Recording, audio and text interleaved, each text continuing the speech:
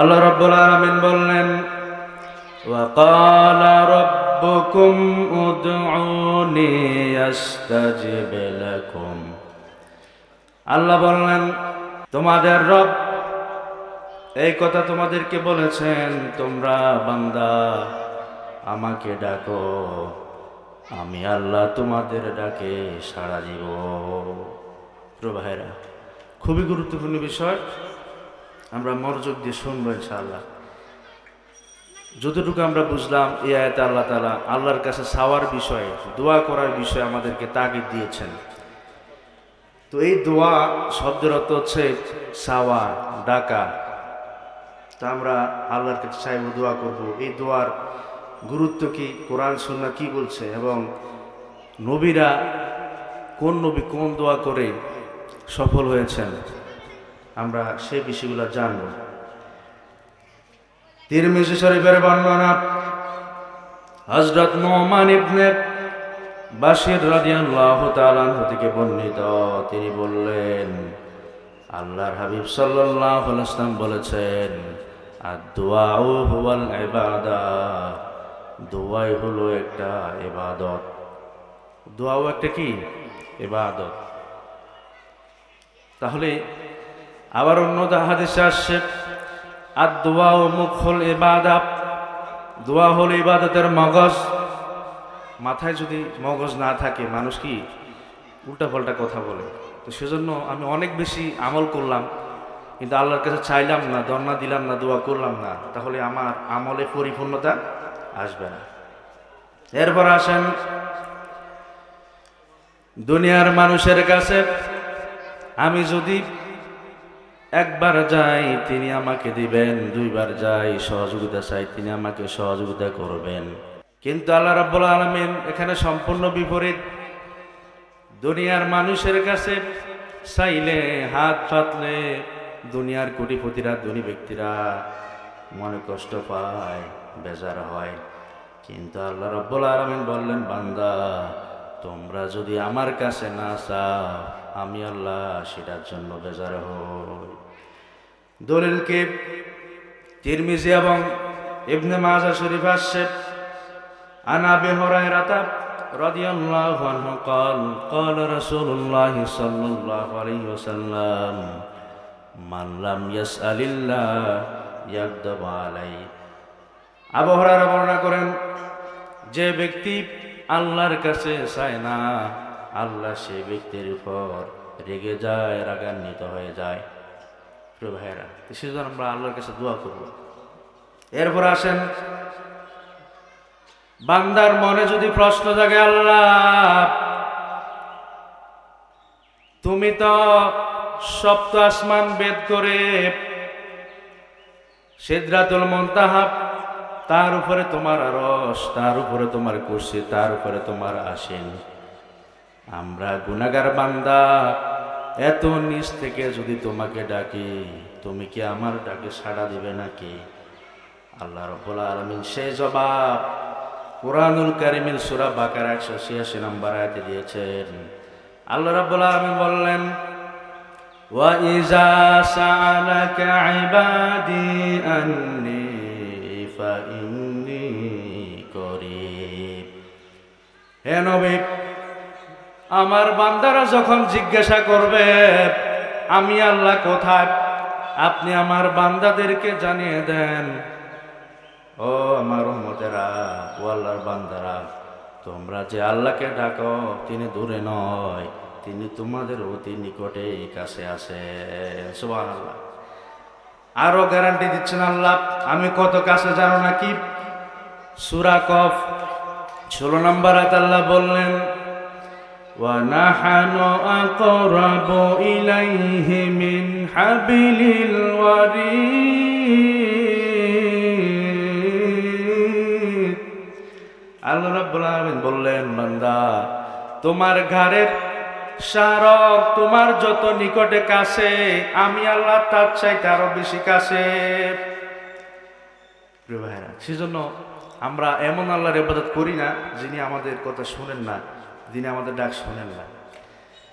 এরপর আসেন, এই যে দোয়া করব, দোয়া যদি কবুল হতে চায় দোয়া যদি কবুল করতে চাই, আমরা বলি আমরা এত দোয়া করি কিন্তু কোনো কবুল হয় না কেন? দোয়া কবুলের শর্ত হলো হাদিস বলছে হালাল খেতে হবে।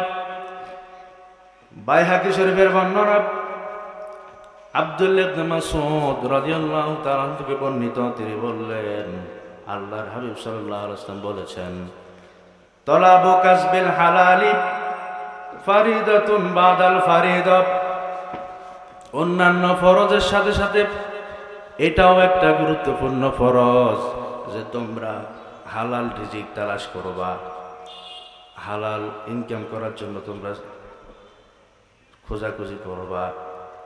প্রিয় ভাইয়েরা, তাহলে আমার ইনকাম যদি হারাম হয়, আমার দোয়া আল্লাহর কাছে কবুল হবে না। হাদিস থেকে দলিল নেন মুসলিম শরীফের বর্ণনা, বিখ্যাত সাহাবী হযরত আবু হুরায়রা রাদিয়াল্লাহু তাআলা আনহু থেকে বর্ণিত, তিনি বললেন আল্লাহর হাবিব সাল্লাল্লাহু আলাইহি ওয়াসাল্লাম বলেছেন, রাসূল সাল্লাল্লাহু আলাইহি ওয়াসাল্লাম বললেন,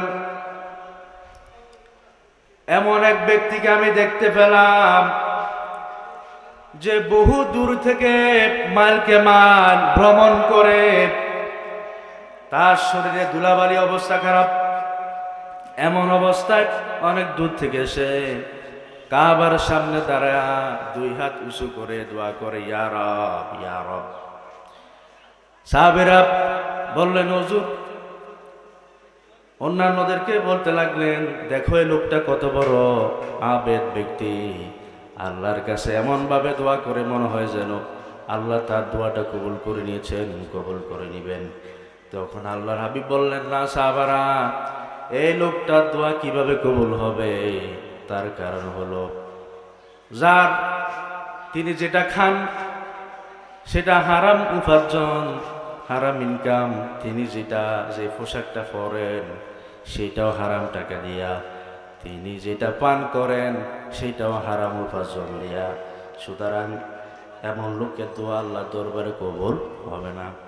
আজকে যারা সন্তানকে, স্ত্রীকে ভালো রাখার জন্য, স্বর্ণ গয়না কিনে দেওয়ার জন্য, নামি দামি প্লটে রাখার জন্য ডান হাত দিয়েও কামাই করেন, বাম হাত দিয়েও কামাই করেন, সামনে দিয়েও করেন, পিছন দিয়েও করেন, মূল বেতন 10,000, এক্সট্রা হলো 80,000। এই যে আপনি ইনকাম করতেছেন এটা হারাম। আপনি যদি আপনার পরিবার, স্ত্রী, সন্তান আদিকে নিয়ে একদিন মিটিংয়ে বসেন, ও আমার প্রিয় স্ত্রী, ও আমার কলিজার টুকরা সন্তান, এদিকে আসো, এই যে আমি ইনকাম করি, আমার ইনকামটা হারাম, অবৈধ পন্থায়, এটা আমি জানি, তো এটার জন্য গুনাহ হয়। কিয়ামতের কঠিন ময়দানে যদি আল্লাহ আমাকে ধরেন, এই গুনার জন্য আমি ইনকাম করেই তো তোমাদেরকে খাওয়াই, তোমাদেরকে সুখে রাখার জন্যই তো এই অবৈধ ইনকাম করি। যখন আল্লাহ আমাকে পাকড়াও করবেন, আমাকে ধরবেন, আসামির কাঠগড়ায় দাঁড় করাবেন, তখন তোমরা কি আমার এই পাপের বোঝা বহন করবে নাকি? তখন সন্তান, স্ত্রী রাজি হবে না। প্রিয় ভাইরা, তো সেজন্য হচ্ছে আপনি কার জন্য হারাম ইনকাম করেন, সাবধান। এজন্য আসেন, বাস্তবতা হলো যারা এমন লোক আছে 30-40 বছর ধরে চাকরি করে, পরিশ্রম করে, কাজ করে, কিন্তু নিজের ঘরের বিটা ছাড়া আর কিছু নাই। আবার এমন লোক আছে হঠাৎ করে চাকরি ঢুকে সব করে ফেলতেছে। তাহলে আপনাকে কি করতে হবে? তিরমিজির বর্ণনা একটা দোয়া আসছে, আল্লাহর হাবিব সাল্লাল্লাহু আলাইহি ওয়াসাল্লাম দোয়া শিখিয়েছেন। অনেক সময় দেখা যায় হালাল পথে চলতে গেলে বেশি আগানো যায় না, অভাব লেগেই থাকে। সেই জন্য আল্লাহর হাবিব সাল্লাল্লাহু আলাইহি ওয়াসাল্লাম দোয়া শিখিয়েছেন, আমরা সেটা সকাল সন্ধ্যা পড়ব। তিরমিজির বর্ণনা, আল্লাহুম্মা কফিনি বিহালালিকা আন হারামিক ওয়াগনিনি বিফাদলিকা আম্মান সিওয়াক।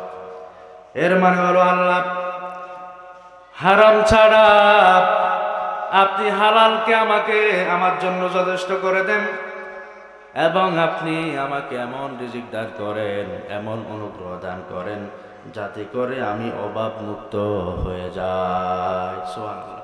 সেই জন্য সকাল সন্ধ্যায় দোয়া করতে হবে, আল্লাহ কবুল করবেন।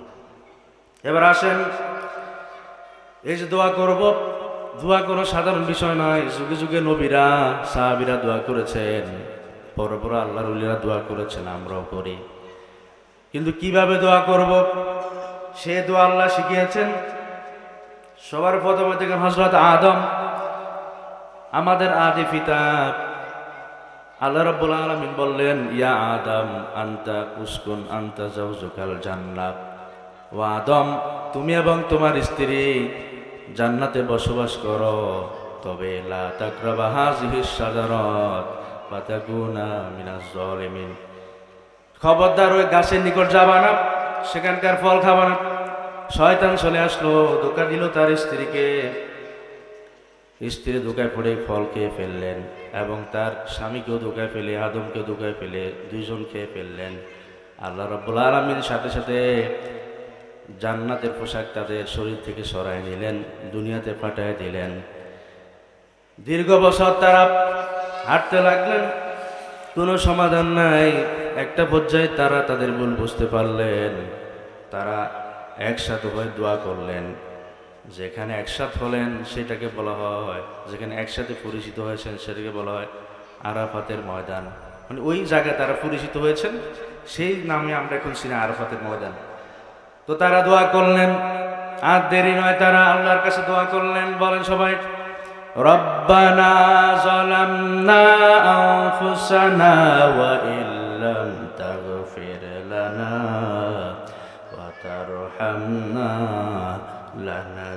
লানাকুনান্না মিনাল খাসিরিন। রব্বানা, হে আমাদের রব, যালামনা, আমরা জুলুম করেছি, আনফুসানা, আমাদের নিজেদের উপর, ওয়া ইল্লাম তাগফির লানা, আপনি যদি আমাদেরকে ক্ষমা না করেন, ওয়া তারহামনা, আপনি যদি আমাদেরকে রহম না করেন, লানাকুনান্না মিনাল খাসিরিন, আমরা ক্ষতিগ্রস্তদের অন্তর্ভুক্ত হয়ে যাব। ভাইরা, এই দোয়া হযরত আদম আলাইহিস সালাম করে আল্লাহর কাছ থেকে তিনি তওবা কবুল করে নিয়েছেন। এই দোয়া তো আমরাও করি, কিন্তু আমরা আমাদের গুনাহ করে যাচ্ছি, আল্লাহর অবাধ্য হয়ে যাচ্ছি। প্রিয় ভাইরা, তো সেজন্য আমরা এই দোয়া থেকে শিক্ষা নিতে হবে। হযরত ইউনূস আলাইহিস সালাম তিনি তার কওমের লোকদের কাছে দাওয়াতি কাজ করতে লাগলেন, কিন্তু তারা অবাধ্য হয়ে, আল্লাহর অবাধ্য হয়ে পাপ কাজে লিপ্ত হয়ে গেলেন। এক পর্যায়ে হযরত ইউনূস আলাইহিস সালাম রাগ করে আল্লাহর অনুমতি না নিয়ে ময়দান ছেড়ে চলে আসলেন। সতর্ক বার্তা দিয়ে আসলেন, 3 দিনের মধ্যে তোমাদের গজব আসবে। চলে আসলেন, নৌকায় উঠলেন। লম্বা ঘটনা, একটা পর্যায়ে নৌকা স্টার উঠতেছে না। বলা হলো মনিবের অনুমতি না নিয়ে অবাধ্য হয়ে যে চলে আসছে, তার কারণে এই অবস্থা, তাকে ফেলে দিতে হবে, না হলে এটা থেকে আমরা উঠতে পারবো না। বারবার লটারি করা হলো। হযরত ইউনূস আলাইহিস সালাম নাম আসলো, এক পর্যায়ে তাকে ফেলে দেওয়া হলো। বিশাল মাছ, তাকে পেটে নিয়ে নিলেন। কেউ বলেন বিকাল পর্যন্ত, কেউ বলেন 3 দিন, কেউ বলেন 40 দিন। বিশাল মাছের পেটে তিনি ঢুকে গেলেন। আশেপাশে যত তরুলতা আছে, পশু পাখি আছে, তারা শুনতে লাগলেন। গভীর সাগরের মধ্যে তাসবির আওয়াজ শোনা যায়, আল্লাহর প্রশংসা শোনা যায়। তিনি চিন্তা করলেন, এই গভীর সাগর, তার ভিতরে আবার মাছ, এত অন্ধকার দুনিয়ার কাউকে আমি পাবো না সহযোগিতার জন্য। আমি আর দেরি নয়, আমি আল্লাহর কাছে আশ্রয় চাই, দোয়া করি। তিনি দোয়া করলেন, লা ইলাহা ইল্লা আনতা সুবহানাকা ইন্নী কুনতু মিনাজ জালিমিন। তিনি বললেন, লা ইলাহা ইল্লা আনতা, আল্লাহ তুমি ছাড়া কোনো ইলাহ নাই, উপাস্য নাই, মাবুদ নাই, ইলাহ নাই। সুবহানাকা, আপনি পবিত্র। ইন্নী কুনতু মিনাজ জালিমিন, নিশ্চয় আমি জালেমদের অন্তর্ভুক্ত হয়ে গিয়েছি। এই দোয়া শুনে আল্লাহ চুপ থাকলেন না। আল্লাহ রাব্বুল আলামিন বললেন, ফাস্তাজাবনা লাহু, আমি আমার ইউনূসের ডাকে সাড়া দিয়েছি। শুধু ডাকে সাড়া দেই নাই, ওয়ানাজ্জাইনাহু মিনাল গাম্মি, তাকে আমি বিপদ থেকে উদ্ধার করেছি। শুধু তাকে নয়, কিয়ামতের পূর্ব পর্যন্ত আমার যে বান্দারা পাহাড় পরিমাণ গুনাহ করে আমার কাছে তওবা করবে, আমার কাছে দোয়া করবে, ওয়া কাযালিকা নুনজিল মুমিনিন, এইভাবে করে আমার বান্দাদেরকে আমি মুমিনদেরকে ক্ষমা করে দিব। সুবহানাল্লাহ। প্রিয় ভাইরা, এজন্য হচ্ছে আমাদেরকে দোয়ার মতো দোয়া করতে হবে। হযরত মূসা আলাইহিস সালাম দোয়া করেছেন, তিনি দাওয়াতি কাজ শুরু করলেন, কিন্তু তার মুখে একটু জড়তা আছে। আল্লাহ বললেন, ওই যে ফেরাউন, ইন্নাহু তাগাব, ফেরাউন সীমা লঙ্ঘন করেছে, ফেরাউনের কাছে দাওয়াত নিয়ে যাও। আল্লাহর প্রিয় নবী মূসা আলাইহিস সালাম বললেন, আল্লাহ আমার জিহ্বা জড়তা আছে, আমি ভালো কথা বলতে পারি না, দাওয়াতি কাজ করতে পারবো না। আপনি আমাকে সহযোগী হিসাবে আমার হারুনকে, ভাই হারুনকে আপনি নবী বানিয়ে দেন, আমার সাথে দেন। আল্লাহ বললেন, ঠিক আছে। শুধু তাই নয়, সাথে সাথে তিনি এটা বলেই ক্ষান্ত হন নাই, তিনি দোয়া করেছেন, রব্বি ইশরাহ লি সাদরি ওয়া ইয়াসসির লি আমরি ওয়াহলুল উকদাতাম মিন লিসানি ইয়াফকাহু কাওলি। রব্বি ইশরাহ লি সাদরি, তিনি বললেন, আল্লাহ আমার বক্ষটাকে আপনি প্রশস্ত করে দেন, বড় করে দেন, আমার ভিতরে যাতে কোনো সংকীর্ণতা কাজ না করে, কোনো ভয় না কাজ করে, আমি যাতে নির্ভয়ে তোমার দাওয়াতটা পৌঁছে যেতে পারি ফেরাউনের কাছে। এরপরে তিনি বললেন, ওয়াসসির লি আমরি, আমি যে কাজটা করি দাওয়াতি কাজ, নবীওয়ালা কাজ, আমার কাজটাকে আপনি সহজ করে দেন। ওয়াহলুল উকদাতাম মিন লিসানি, এবং আমার জিহ্বায় একটু জড়তা আছে, আপনি জড়তাকে দূর করে দেন। তার কারণ কি? ইয়াফকাহু কাওলি, আল্লাহ যাতে করে মানুষ সহজভাবে আমার কথাগুলা বুঝতে পারে। সুবহানাল্লাহ। এই দোয়া তিনি করেছেন। আমরা যারা ছাত্র রয়েছি, আমরা পড়াশোনা করার আগে এই দোয়াটুকু আমরা ফুটবো, তাহলে আল্লাহ তাআলা মূসা আলাইহিস সালামের মতো আমাদেরকেও কবুল করবেন। ইব্রাহিম আলাইহিস সালাম দোয়া করেছেন, রব্বি হাবলি মিনাস সলিহিন, আল্লাহ আপনি আমাকে ছেলে দিবেন না মেয়ে দিবেন এটা বিষয় নয়, আপনি আমাকে নেককার সন্তান দান করেন। আজকে তো নেককার সন্তানের বড়ই অভাব। আজকে আসার সময় দেখলাম আসরের নামাজ চলতেছে, এমন সময় কেউ ব্রাজিল, কেউ আর্জেন্টিনা, সেই টি শার্ট গায়ে দিয়ে বিশাল বাঁশি ফুকিয়ে ঢোল তবলা বাজিয়ে মিছিল করতেছে। এরা তো নিঃসন্দেহে মা বাবার নেক সন্তান নাকি? আপনার বিভিন্ন দল পছন্দ করতেই পারেন, কিন্তু আপনি নামাজের সময় ডিস্টার্ব করার এই সাহস আপনাকে কে দিয়েছে? এটা তো 90 থেকে 92% মুসলমানের দেশ। হাজার হাজার মানুষ হাসপাতালে যাবে, তার অফিসে যাবে, তার ব্যস্ততার কাজে যাবে, তার রাস্তা আটকানোর অধিকার আপনাকে কে দিয়েছে? দেয় নাই।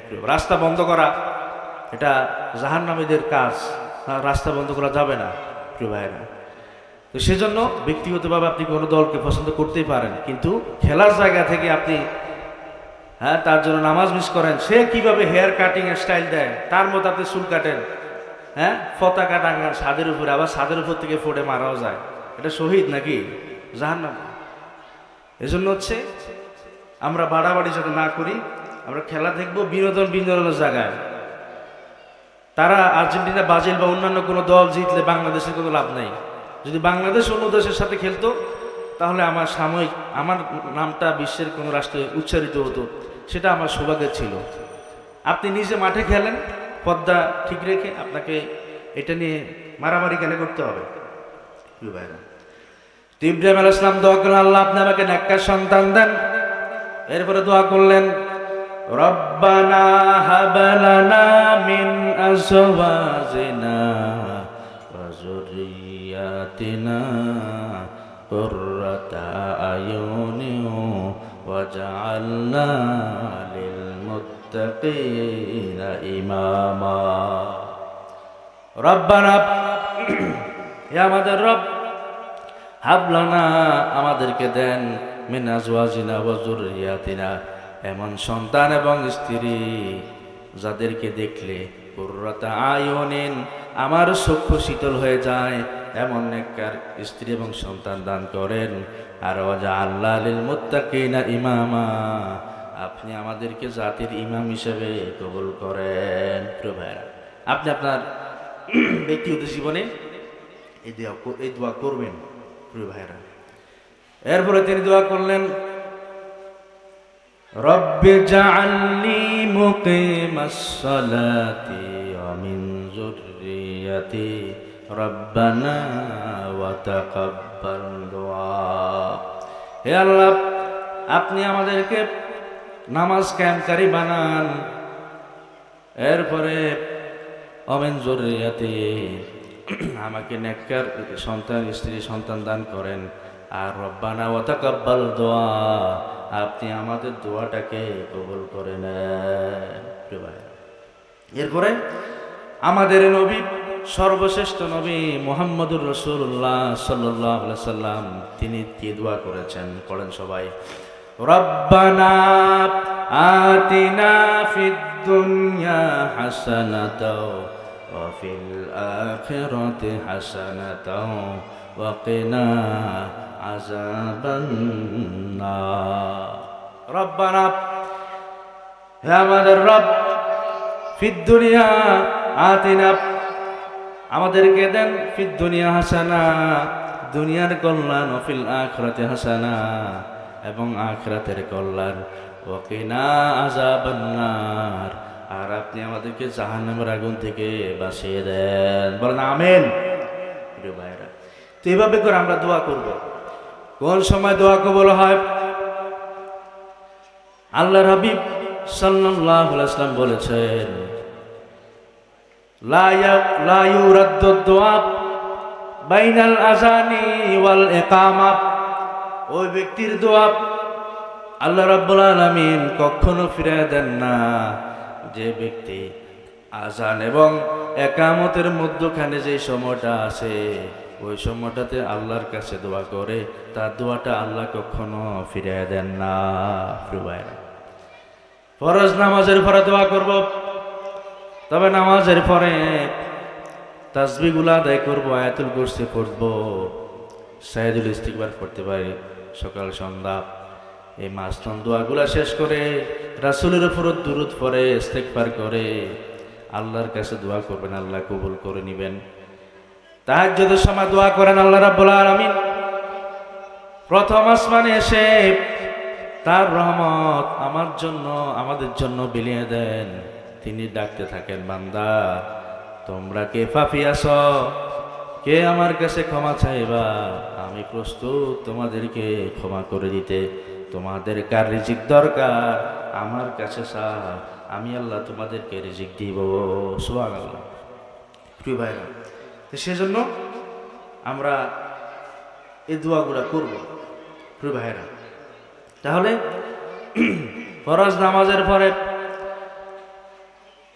একবার আল্লাহু আকবার বলবো, এরপর আস্তাগফিরুল্লাহ আস্তাগফিরুল্লাহ আস্তাগফিরুল্লাহ তিনবার, এরপরে তাসবিহ তাহলিল সুবহানাল্লাহ আলহামদুলিল্লাহ লা ইলাহা ইল্লাল্লাহ, এই তাসবিহগুলো পড়ব। আল্লাহু আকবার। আল্লাহ রাব্বি বলেছেন, আহাব্বুল কালামি ইলাল্লাহি আরবাব, আল্লাহর কাছে অতি পছন্দনীয়, অধিক ভালোবাসার 4টি বাক্য, একটা হলো সুবহানাল্লাহ, একটা হলো আলহামদুলিল্লাহ, লা ইলাহা ইল্লাল্লাহ, আল্লাহু আকবার। এই দোয়াগুলা, এই তাসবিহগুলো আমরা আদায় করব। ভাইরা, সর্বোত্তম জিকির, সর্বোত্তম তাসবিহ।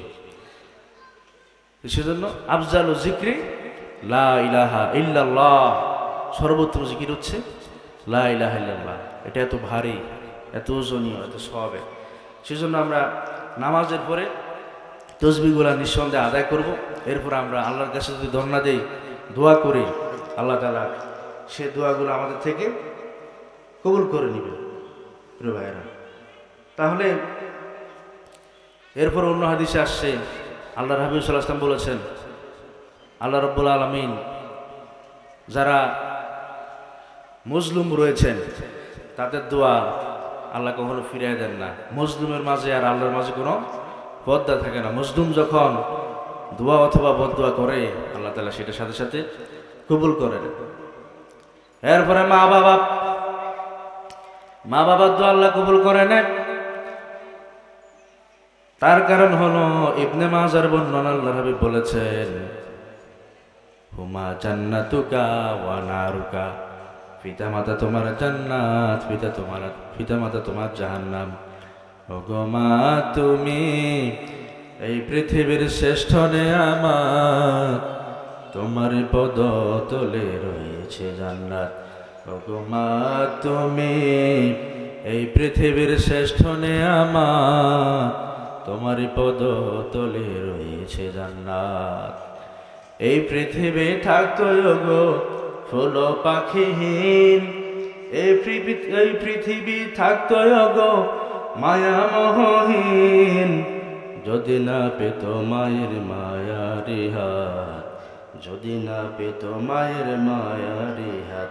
ওগো মা তুমি এই পৃথিবীর শ্রেষ্ঠ নেয়ামত, তোমার পদতলে রয়েছে জান্নাত। প্রিয় ভাইরা, তো সেজন্য আমরা মা বাবা থেকে দোয়া নিব। এরপরে যারা মুসাফির রয়েছেন, আল্লাহর পথে রয়েছে, তাদের থেকে দোয়া নিব।